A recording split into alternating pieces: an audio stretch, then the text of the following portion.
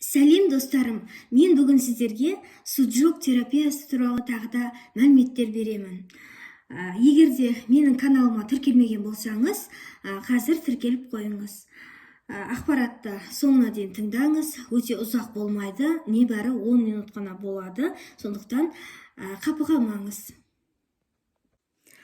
Сонымен бүгінгі айтатынымыз сұқ саусақтың үшінші буынның сырт жағын уқалау арқылы кез келген саусақты уқалау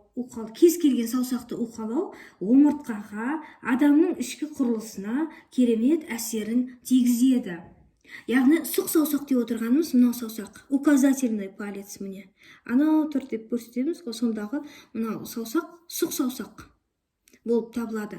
Осы саусақтарды, мысалы, сізде массажер, суджук массажер болмайсыз, екі қолыңызбен міне былай қатты қысатын болсаңыз, бұның өзі керемет әсер етеді.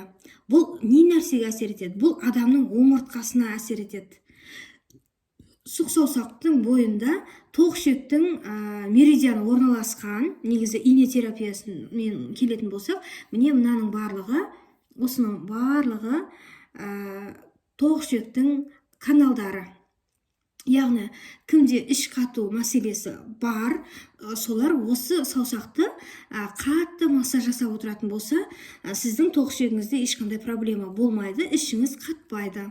Міне мына қолдың да саусағын дәл осылай массаж жасап қойсақ болады. Міне осы екеуін ұзақ массаж жасайтын болсаңыздар, күнделікті автобуста отырғанда, жиналыста отырғанда деген сияқты бір қолыңыз босаған кезде, міне өзінің мынау жаңағы суджук сақинасы, мынау суджук массажермен бірге сатылады. Осыны осылай ары бері жоғары төмен айналдыра бересіз. Бұның өзі тоқ ішектің жұмысын жақсартады, жұмысын істегісі келмей тұрған жалқау тоқ ішекке жұмыс жасата бастайды. Міне осылай арлы берлі жоғары төмен массаж жасай береміз.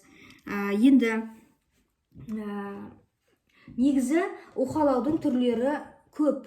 Мысалға, алдынан уқалау бар, арт жағынан уқалау бар, басып уқалау деген бар, қысып уқалау деген бар. Яғни уқалаудың түрлері өте көп. Нүктелі уқалаулар бар, жаңағы басын қарап жаңағы жасайтын. Енді міне мынау карандашпенен міне алдынан уқалау деген, міне алды тырнақ тұрған жерді, беті ғой, енді бетінен уқалап тұрмыз. Осылай мен бүкіл саусағыммен не алсам көрінбей қалады. Өте қатты ауырсынады адам осы уқалаған кезде. Мына карандаштарыңыз дөңгелек болмау керек. Міне міндетті түрде мынандай қырлары бар болу керек. Көріп тұрсыздар ма? Мынада қыр көрінеді. Қырлары бар мына карандаштың. Ал мынау сияқты дөп дөңгелек болып тұрған жаңағы не карандаштар жарамайды. Міндетті түрде қыр болу керек. Өйткені былай уқалаған кезде ол қырлары қатты болып тию керек. Міне осылай бетінен, міне мынау арт жағынан уқалаған деген, міне теріс жағынан уқалап тұрмыз, ішкі бетінен.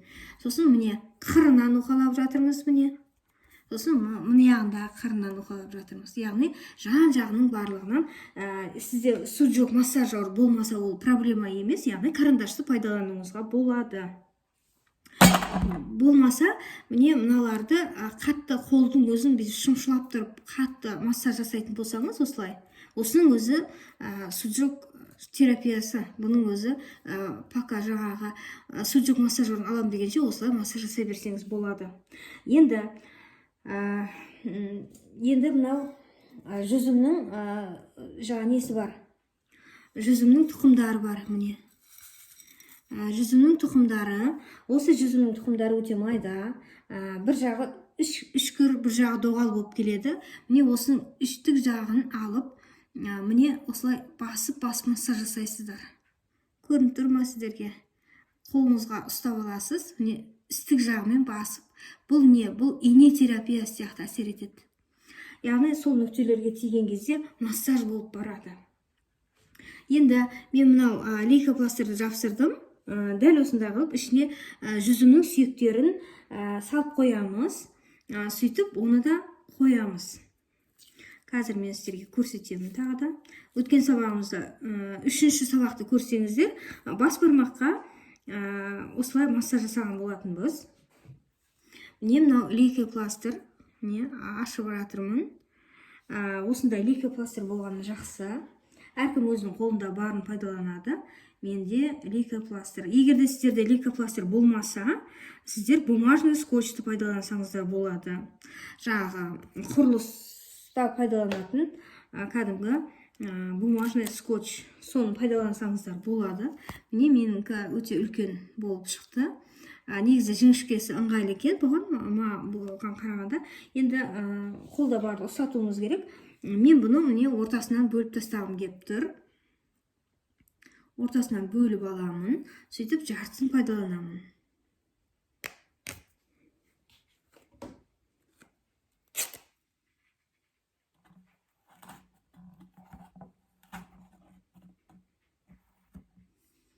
Міне жартысын кесіп алдым. Енді осының мына жаңағы жабысқақ бетіне жүзімнің сүйектерін жапсырамыз.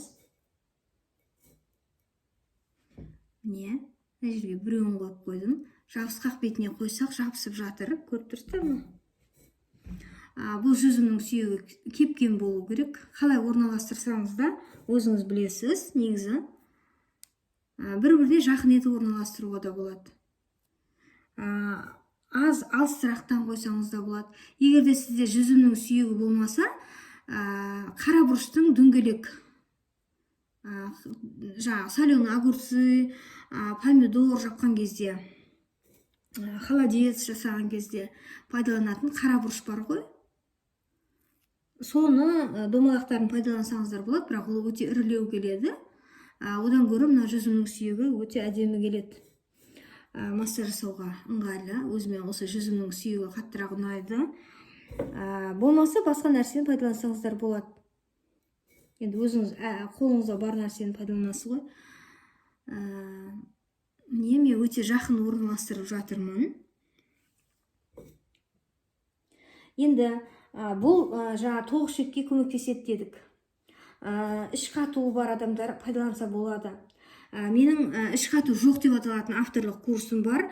Осы курстың ішінде дәл осы массаж, дәл осындай видео бар. Осы видео бар. Сондықтан іш қату жоқ деп аталатын курсыма қатыссаңыз, бұдан көбірек ақпарат аласыздар. Өйткені іш қатумен екінші қайтып ауырмайтындай түрлі әдіс тәсілдерді көрсетемін. Соның ішіндегі бір әдіс осы. Ине терапиясы, суджок терапиясы, осылар бар. Енді іш қату жоқ деп аталатын курсымның құны 10 000 теңге тұрады. Қазір жеңілдікпен 5 000 теңге, яғни 50% жеңілдік болып жатыр. Міне, барлығын орналастырып қойдым. Енді бұны саусақтың үстіне жапсырамыз. Міне, сұқ саусаққа жапсырамыз. Міне.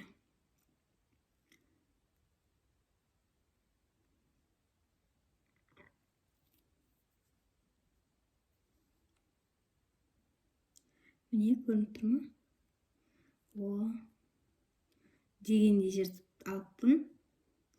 Алдында бас бармаққа жасаған кезде жетпей қалып еді, ровно жетіп тұр. Тіпті орап айналдырып алып кетуге дейін жетіп тұр. Міне, дәл осылай қойдық. Көрдіңіздер ме? Бүдір-бүдір болып көрініп тұр.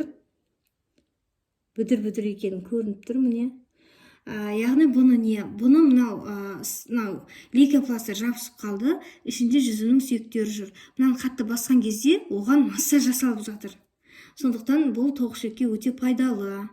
Негізі иммунитеттің 75% осы ішекте, тоқ ішекте, аш ішекте, әйтеуір ішектерде болады. Сондықтан ішектерімізді жақсы ұстайтын болсақ, иммунитетіміз күшті болады. Ал егер де иммунитетіміз жоғары болатын болса, онда кез келген ауруға дес бермей қояды. Сондықтан ішекті, тоқ ішек, аш ішектеріңізді, денсаулықтарыңызды жалпы күтіп жүріңіздер дегім келеді. Міне, дәл осылай болды. Сіздер де осылай жасап көріңіздер. Ақпарат ұнаса, лайк басыңыздар, комментарий қалдырыңыздар. Сіздермен бірге болған Айнұр Оразымбетова. Егер де сұрақтарыңыз болса, комментарийға қалдырыңыздар. Мен міндетті түрде жауап беретін боламын. Келесі эфирде амандықпен жүздескенше сау саламатта болыңыздар.